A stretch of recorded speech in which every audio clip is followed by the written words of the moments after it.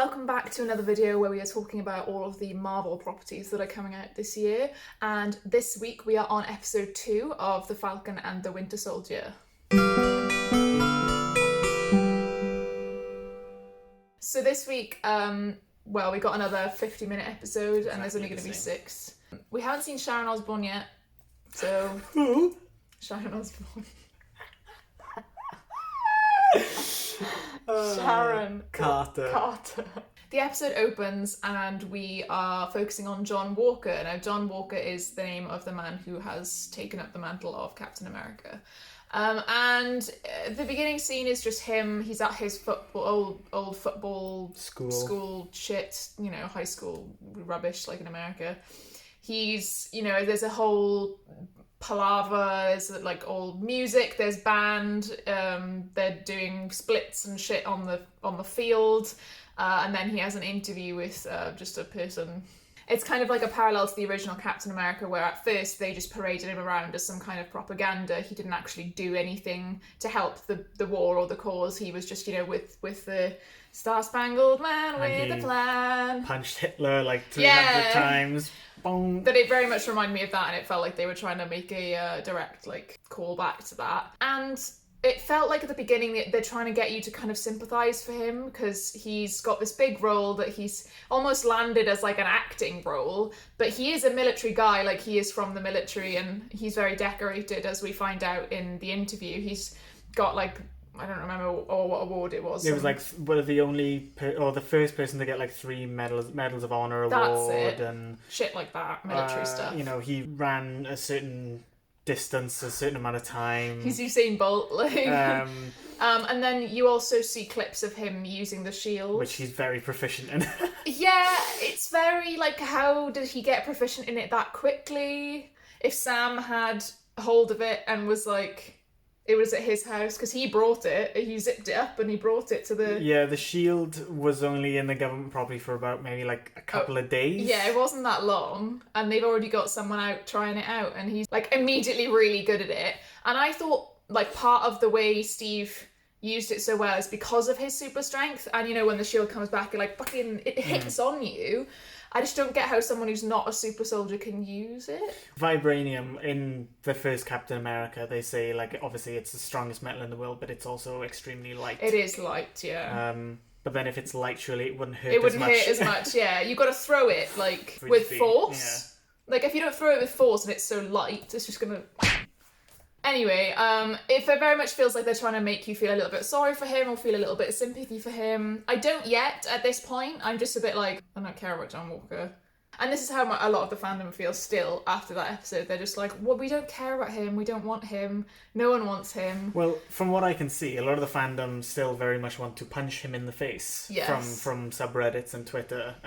They say he's got the most punchable face. He's not that bad. He just looks like a guy to me. He looks better outside of the mask than he does in. The mask makes his nose look really squished down like that. It looks really weird. Anyway, we pan out and we see Bucky is watching this interview on the telly. He looks pissed. His mouth was just he was not happy, obviously. And then we come to Sam, and Sam is just with the Torres, is that his name? Torres guy, and they're just talking shit. And then Bucky just shows up. He just shows up at the base or wherever they are, and he's like, "Why did you give the shield away?" And Sam's like, "I'm working." Which is not what I expected them to come together for the first time. Yeah. It seemed a bit random.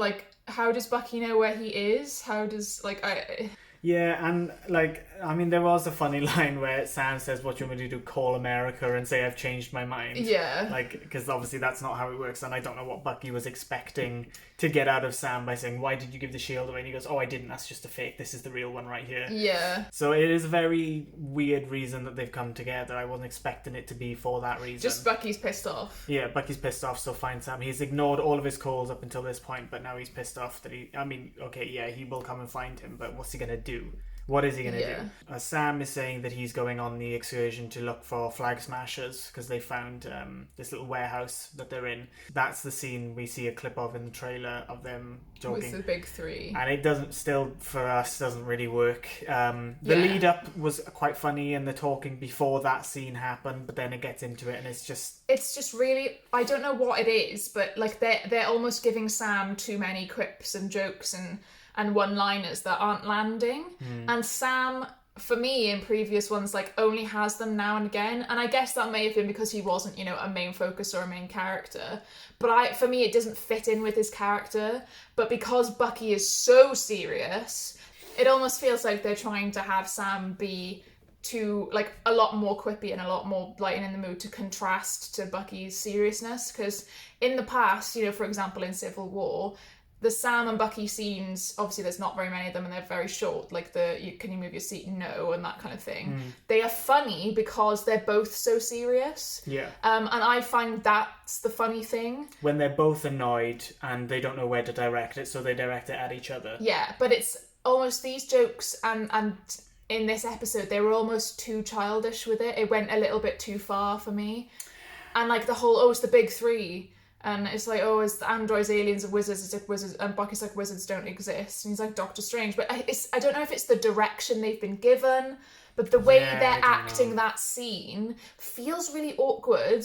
And the way Sebastian Stan was like, I read The Hobbit in 1937 when it came out. He was almost too, like, you either need to go all the way and be like, in 1937 when it came out, or be like more serious and be like, it came out in 1937. I did read The Hobbit. Like it was too in between, and it felt really awkward for Bucky's character. It didn't feel like that was natural for him to say. The way I would have done that specific line of dialogue is when he says, Gandalf, and Sam goes, how do you know about Gandalf? And then Bucky goes, The Hobbit came out in 1937. I read it then.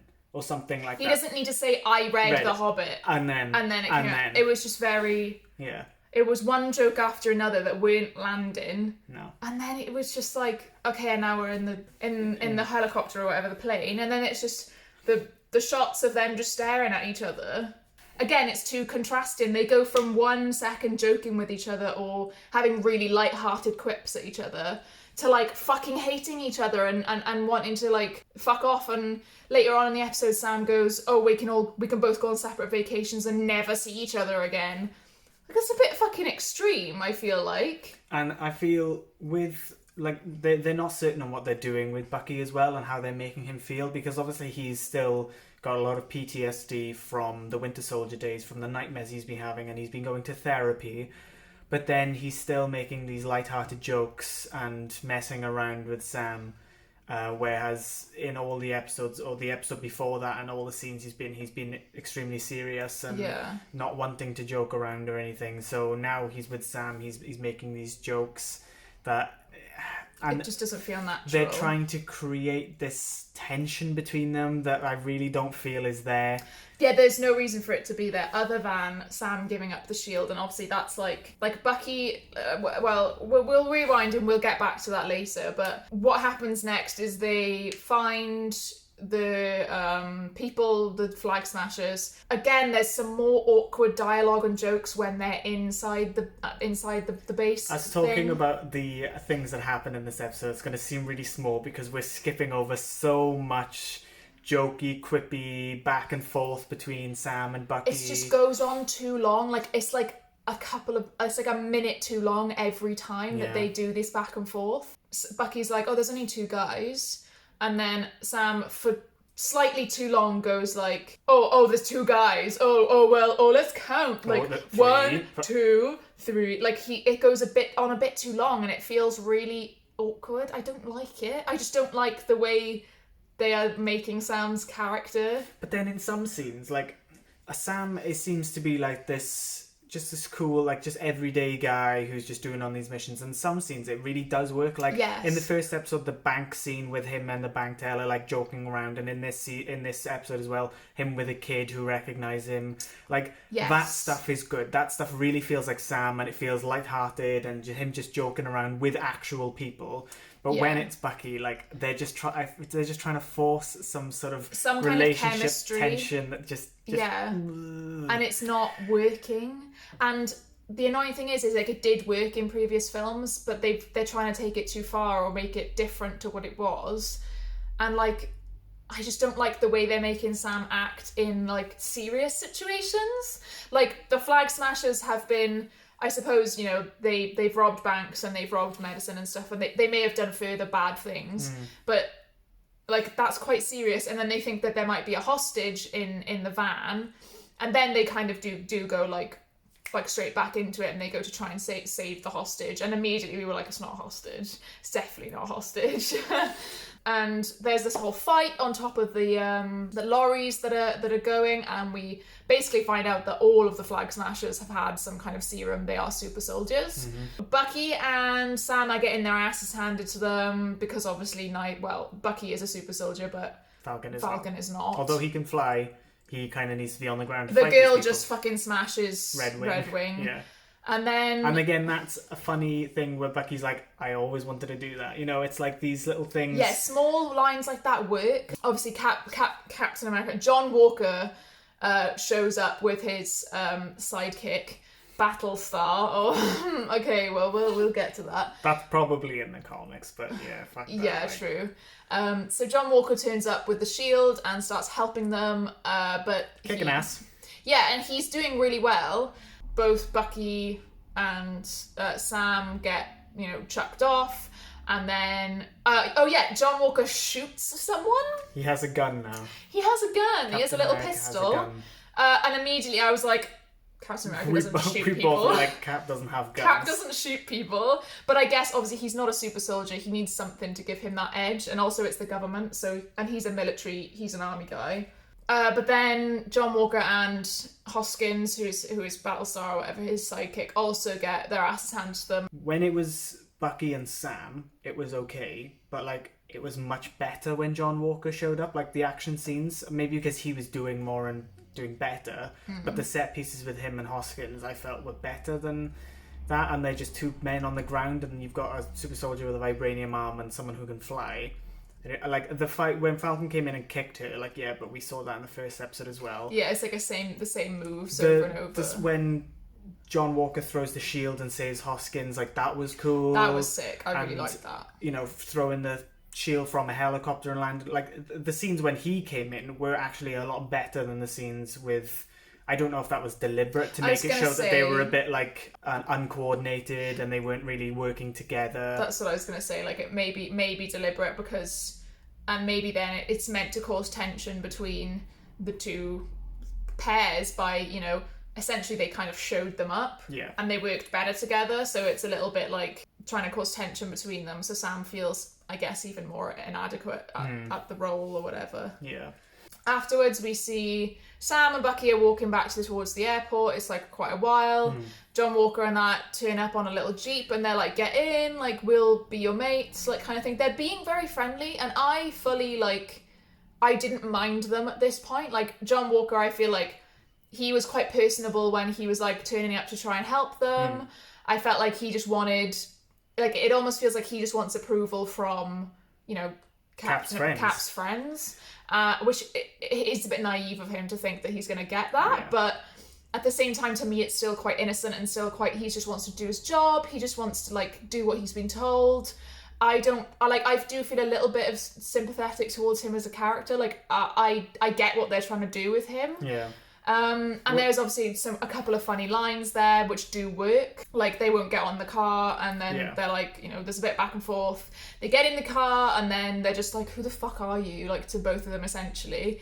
Hoskins is like, I'm Battlestar. And Bucky goes, Battlestar. Stop the car! And then they fucking get off, and they're just like, fuck that. I'm not getting involved. Yeah, but at this point, again, with John Walker and everything he's saying to Sam and Bucky on the car, I mean, I get, again, the fandom don't like him because of the position he's in, but he doesn't seem like that bad of a guy. He's just trying to be nice to people and try and be a good Captain America. And like I'm pretty sure he says on the car, like, he's just trying to do the best job he can. Yeah, he was like, I'm not trying to replace Steve. No. I'm not, which essentially, like, he is, but like, it's not his choice He to can't try and help replace but Steve. replace Steve. Yeah, like, he's been chosen to do it. Yeah. He's the best man for the job, essentially, in terms of, like, you know, the decoration and blah, blah, blah. Well, the military-wise and government-wise, he is the best, whitest, blondest man they can pick. So we don't know how good of a man he is. Yeah, but so far I've not seen any reason to like make him out to be a villain yet. So we get a little bit of a seeing where the flag smashers go. They've got civilians helping them to get around, and they've got some guy with them who is able to like wipe their aliases and stuff and get new ones and stuff like that. Not much there, but the ginger girl is Carly. She has got a British accent. That's the only thing I really took away from that scene, other than the one people, one world or something like that they say. She receives a text from an unknown number. Yes. Saying, you took what was mine, I'm going to find you and kill you. Yes. From an unknown number. And we thought immediately maybe Zemo, because obviously, you know, he may have found some extra serum or something when he was in the base where all the shit was in Civil War.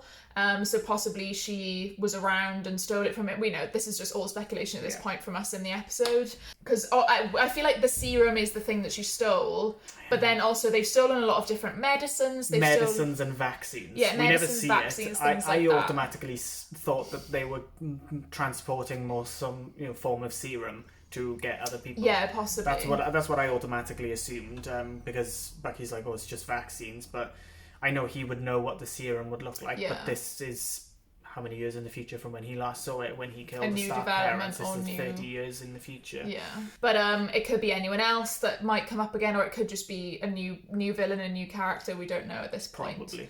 So Bucky and Sam need to find a lead on the super soldiers, because they realise that there's super soldiers on the trucks, the flag smashers. So they're like, well, who would know about this? We need information. We need to know. So Bucky's like, I think I know somebody. And immediately again we thought Zemo maybe, but then exactly, or Sharon Carter, not Sharon Osbourne. They go to, I think it's Baltimore. And they go into this house, and the guy at the door is not letting them in. But Bucky says, "Oh, it's the guy who, in Gulag, the bar or in like that. somewhere, in some Vietnam." Anyway, it's a very obviously a very poor neighborhood. There's a large black population in the neighborhood. And the guy eventually lets them in. It must be like his grandson or something. And Isaiah's very much like, have you come to kill me again? And we find out that he is a super soldier. He is a black super soldier. From the 50s. And he took down Winter Soldier, obviously when he was Winter Soldier, one of the only people who has, and ripped half his arm off. There's just a little tiny bit of back and forth. There's not really much that goes on in the house. It's mainly Isaiah going, fuck off. Yeah, he doesn't I don't want to talk about it. Don't want anything to do with it. Because they jailed him for 30 years. And experimented on him. And, like, he's never been talked about, never known about. And this starts off a very, like, poignant scene about, essentially, black people in America. Very sort of relevant today. I mean, it's relevant all the time, but especially relevant today with everything going on in America at the moment. But they leave the house, and Sam's, I wouldn't say he's yelling, he's just raising his voice at Bucky, and he's like, why didn't you tell me? Like, what did Steve know? And he's like, no, I didn't tell Steve. And he's like, Sam's just like, but why? There was a black super soldier. You're telling me that there was a black super soldier and I never knew about it. Like, no one ever knew about it. The world doesn't know, like, what he went through. And then, for some reason, a random cop car just pulls up. 2 white cops, obviously. And they start doing the very obvious, very typical, like, calm down, sir. Like, calm down. Like, you need to calm down, like, to Sam. Not doing anything to Bucky, obviously. Have you got ID, sir? Have you got your ID? Can I see your ID? And he goes to Bucky, is this man bothering you? And Bucky's like, no. Yeah. And Sam is like, I don't need to show you my ID. And Bucky's like, just show him your ID. Like, typical as it would always be, and Sam is like, well, no, I haven't fucking done anything wrong. Why do I have to show you my ID? And obviously there's a few people watching on. A little crowd kind of gathers. Another cop car shows up, and that's when the cops realise that it's Sam Bucky's Wilson. like, do you know who this is?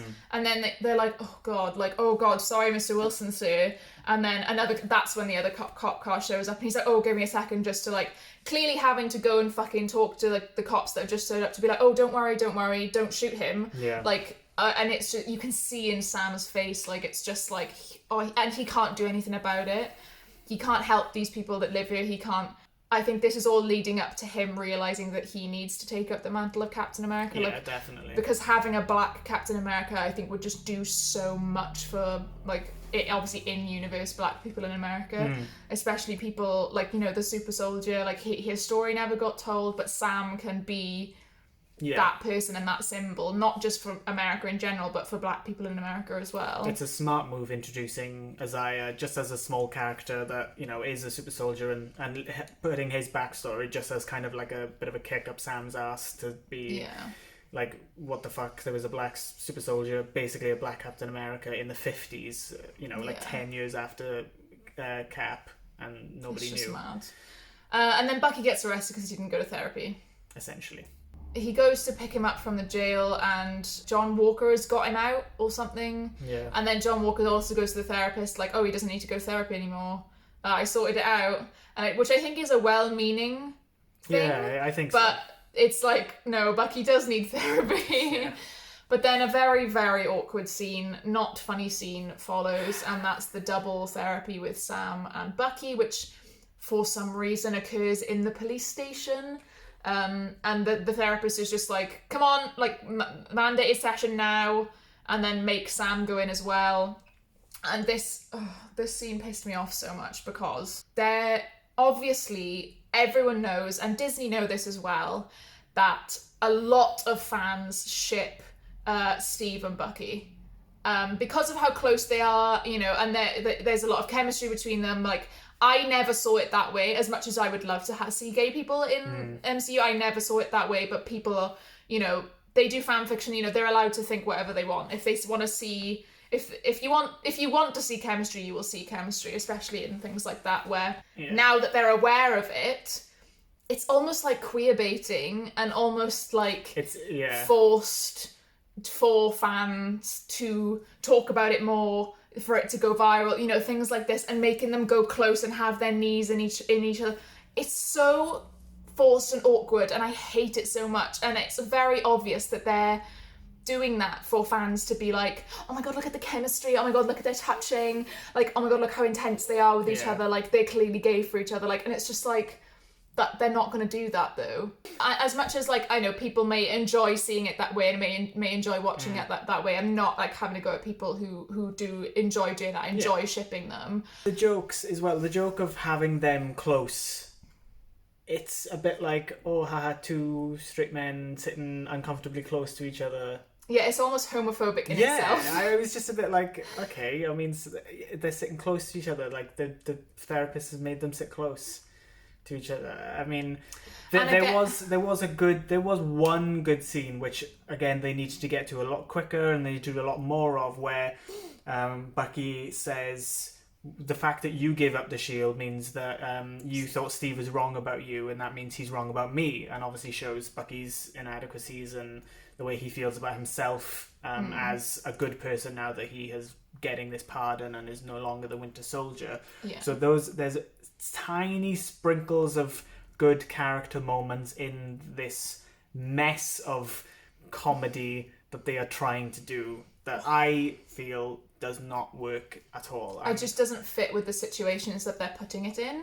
Like, the situations it works in is like the one-liners, the bits that are outside of combat or outside of serious things.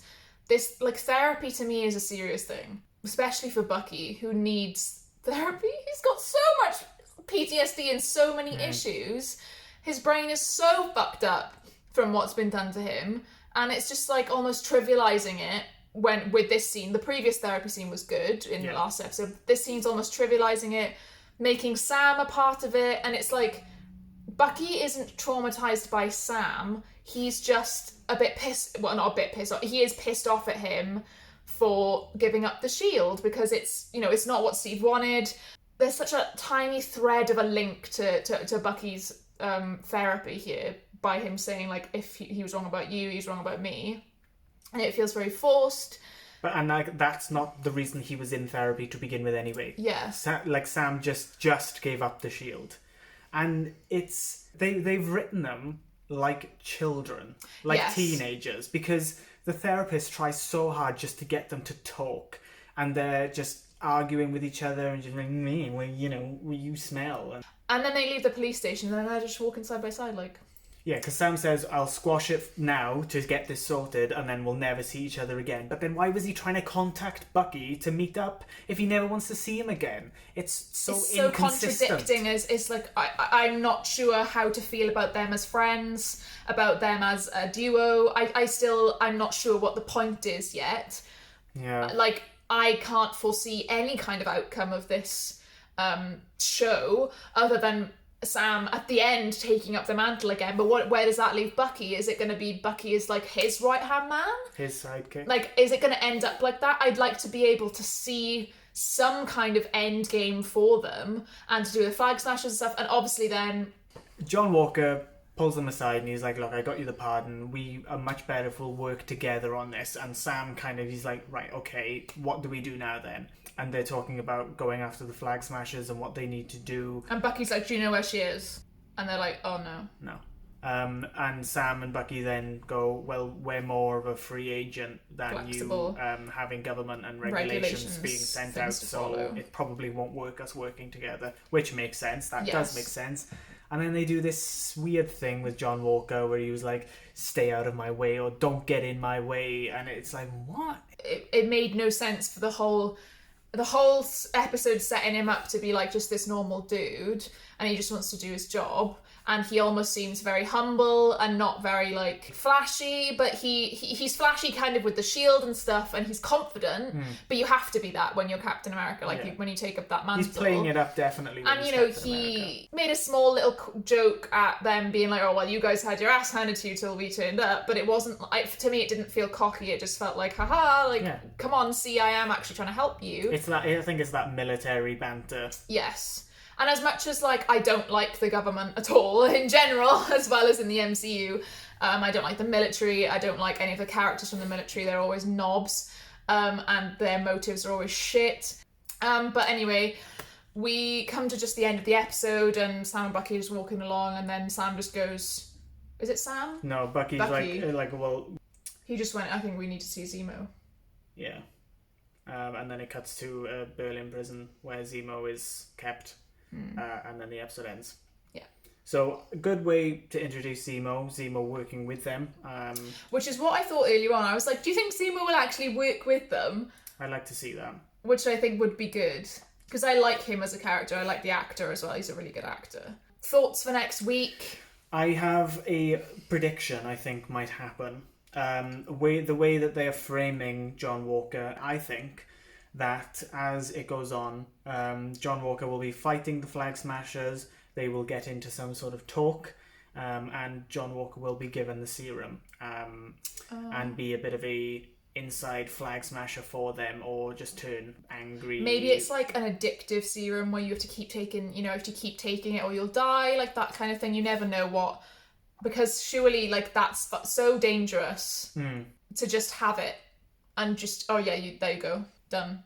And you're fucking have super strength. That's so dangerous. Yeah. Like, how much of it do they have? Like, have they used up most of it? Do they need more? Like, I am interested in that side of things. Like, what their actual goal is. Because, like I said, they haven't actually done much so far. What are they actually trying to do? You can't actually get rid of, like, half the universe again. I mean, I'm hoping that John Walker will sort of turn to Sam's way of thinking and, like, Bucky's way of thinking in terms of, like, maybe turn against the military or turn against the government when he finds out certain things, or I mean, that's my hope anyway, but then we don't really have like a proper villain in the series yet. I wouldn't say Zemo is a villain because he's just in his cell. I'm still not very, again, like I said, these last two episodes, they're okay. It's like an interesting viewpoint and an interesting, this is what's happening after the blip, and this group has come up and blah blah blah, but I'm not like hooked. I'm not like, oh my god, looking forward to every Friday. It's okay. If this was a standalone show not linked to any sort of in-universe thing, I don't know if I would continue watching it. I don't know if I'd carry on watching it. I think because of it is in-universe and it is linked, and we kind of need to watch it to know what's going on with certain characters.